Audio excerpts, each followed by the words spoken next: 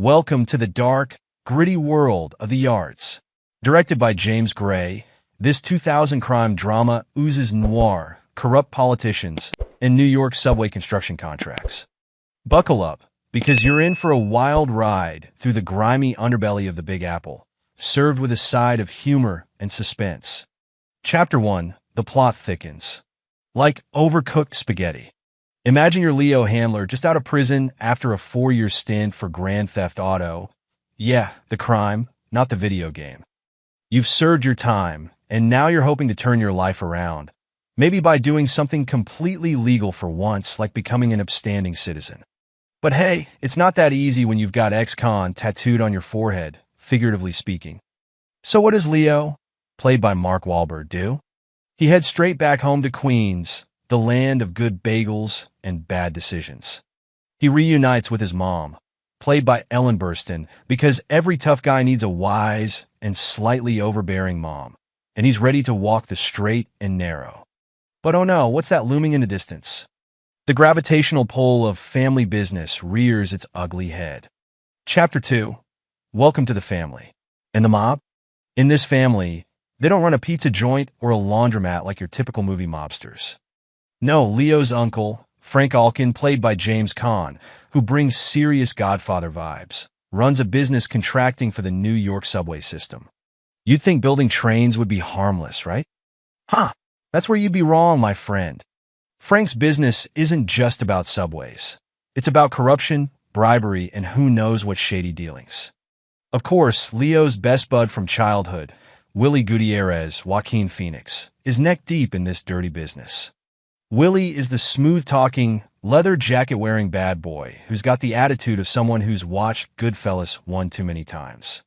He's also dating Leo's cousin Erica, Charlize Theron, which should have been the first sign that things would get really awkward. Before you can say bad life choices, Leo gets sucked into this subway contracting scandal faster than you can swipe a MetroCard. Chapter 3. What could possibly go wrong? Hint, everything. Leo just wants a job, people. He's trying to stay clean, but Uncle Frank has other ideas. Leo quickly becomes involved in some, let's call them extracurricular activities.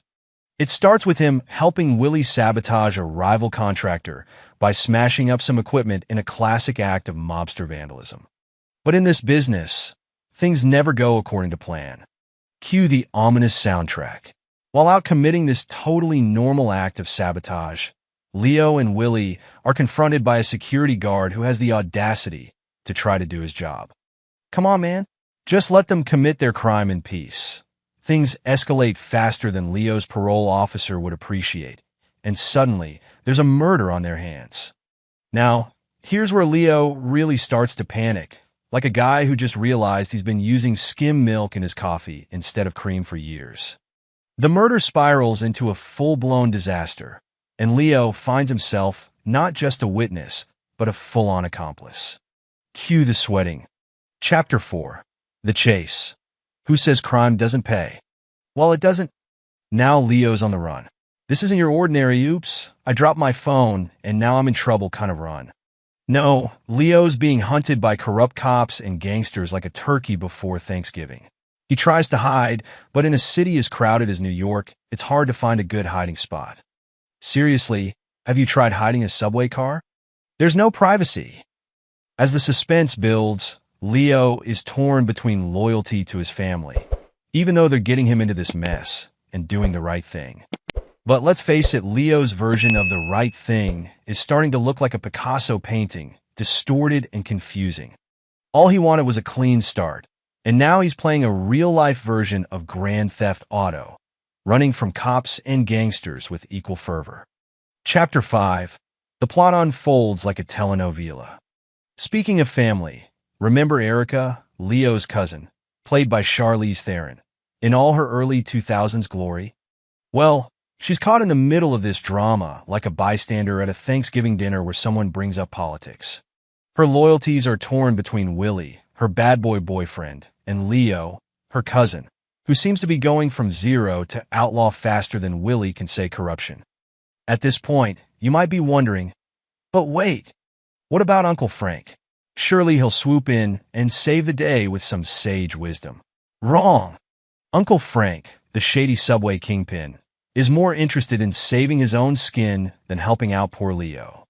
In fact, he's the kind of guy who'd throw you under the train faster than you can ask. When's the next stop? Erica, however, plays a crucial role in Leo's moral dilemma. She urges him to flee, but she also plants the seed of doubt in his mind. Maybe, just maybe, the only way out of this mess is to expose the corruption.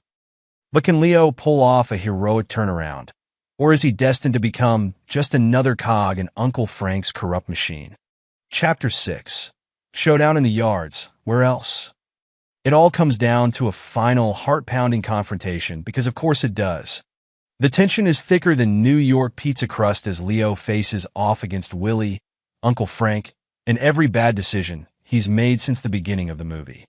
This is one of those moments where you sit on the edge of your seat, but you're also kind of laughing because the stakes have gotten so ridiculously high that you're just wondering how Leo's going to survive this. Let's set the scene. It's the climax. The subway yards are dark, the air is thick with suspense, and there's that faint smell of oil and regret.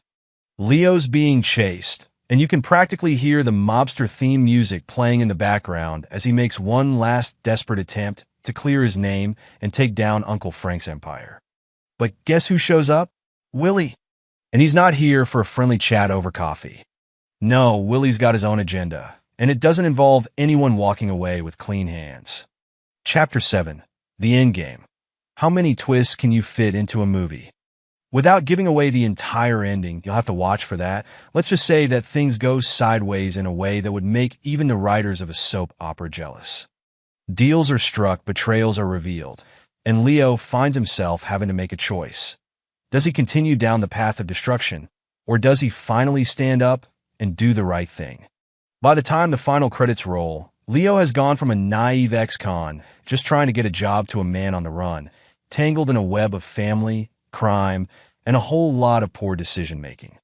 He may not be the sharpest tool in the shed, but boy, does he give it his best shot. And that, folks, is what makes The Yards so entertaining. It's a movie where you're constantly yelling, "Leo, no," but you can't look away. Epilogue. Lessons learned, or not. So, what have we learned from The Yards? Well, for one thing, if your uncle offers you a job in the subway contracting business, run fast.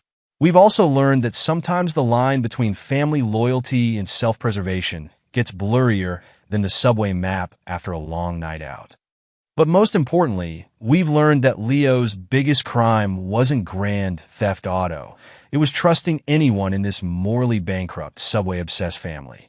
The Yards may not be the feel-good hit of the year, but it's a suspenseful, gritty tale with just enough humor to make you smirk when you're not holding your breath. And the next time you hop on the subway, just remember, there's more going on behind the scenes than just late trains and broken ticket machines. In The Yards, there's one particular scene that stands out as a perfect microcosm of the film's tense, emotional depth. The rooftop confrontation between Leo, Mark Wahlberg, and Willie, Joaquin Phoenix. This scene isn't just a pivotal moment for the plot. It's the emotional climax that encapsulates the complex relationship between loyalty, betrayal, and desperation. Setting the stage. Picture this. It's nighttime, and Leo is hiding out on a grimy rooftop in Queens, his safe world crumbling around him. He's on the run after being framed for murder, desperate to clear his name, and Willie, his former best friend, is the one person standing in his way. The city stretches out in the background, twinkling lights mocking the turmoil beneath. The visual contrast is stark. This is New York, a city that never sleeps. And yet here are two men whose lives are falling apart while the world keeps spinning. Tension and betrayal. Willie, slick as ever in his leather jacket, shows up on the rooftop. At first, there's a fleeting moment of tension that you almost think might end in reconciliation. After all, these two men share a deep history. Childhood friends turned accomplices in a crime gone horribly wrong. There's an unspoken bond between them, but the weight of their choices presses down hard. But then it happens. Willie doesn't come to make amends. He's here to make sure Leo doesn't talk. The dialogue that follows is tense, brimming with desperation and betrayal. Willie tries to reason with Leo in his own twisted, manipulative way, like a cornered animal trying to talk its way out of a trap. "I've always taken care of you," Willie says, with a half-smirk that's more a mask for his fear than confidence. Phoenix plays this scene with such finesse. You can see the internal conflict, the guilt buried beneath layers of self-preservation, and yet his menace is palpable. He's dangerous not because he wants to be, but because he has to be. For Leo, the realization sinks in, this isn't about loyalty anymore. Whatever brotherhood they had is gone, replaced by the raw instinct to survive. The power of silence. The beauty of this scene is in the silences. Both Wahlberg and Phoenix deliver so much without words, stolen glances, shifting body language, the slight tremble in Leo's voice as he tries to keep his cool. Leo knows that this moment could end with one of them dead. And Willie? Well, Willie is fighting the slow unraveling of his world, pretending like he still holds all the cards. You can almost hear Leo's heartbeat thumping in sync with the city's distant sounds. The tension rises not through explosive action, but through the subtle shifts in tone, as both men realize that their friendship, their trust, is irreparably broken. Emotion versus violence. When violence does erupt, it's not glamorous, it's clumsy, desperate, and brutal. Leo and Willie grapple, the physicality reflecting the emotional turmoil they've been suppressing. The fight is not a choreographed, stylized showdown. It's messy, fueled by years of simmering anger and guilt. It's like watching two animals locked in a cage, knowing only one can make it out alive. The rooftop setting amplifies the stakes, the dark skyline serving as both a witness and a silent reminder of the inevitable fall from grace. This scene embodies the Yard's theme of downward spirals, how far people will go when they feel cornered, and how even the closest of bonds can be severed by greed, fear, and survival. The final blow, Leo's moral awakening. After the fight, as Willie lies defeated, there's a gut-wrenching pause. Leo has a choice: finish him off or spare him. In a moment of quiet clarity, Leo decides to walk away, leaving Willie to face the consequences of his actions, both physical and moral. This scene is the emotional turning point for Leo. It's where he finally sheds his naivety and fully confronts the corruption that has consumed not just his life, but his family's entire world. It's also the moment he realizes that survival doesn't mean becoming a monster. By sparing Willie, Leo chooses the high road, however precarious it may be. Why it's the best scene? The rooftop confrontation stands out because it's more than just an action-packed sequence. It's a raw, human moment. It's where the film's central themes, loyalty, betrayal, morality, collide in a deeply personal way. Wahlberg and Phoenix deliver their most powerful performances here, and the scene grips you with suspense, emotion, and the painful weight of choices that can never be undone. It's a scene that stays with you long after the credits roll, like that quiet moment of reflection you have when you step off a subway and into the night, knowing that life is just as messy and unpredictable as the city that surrounds you.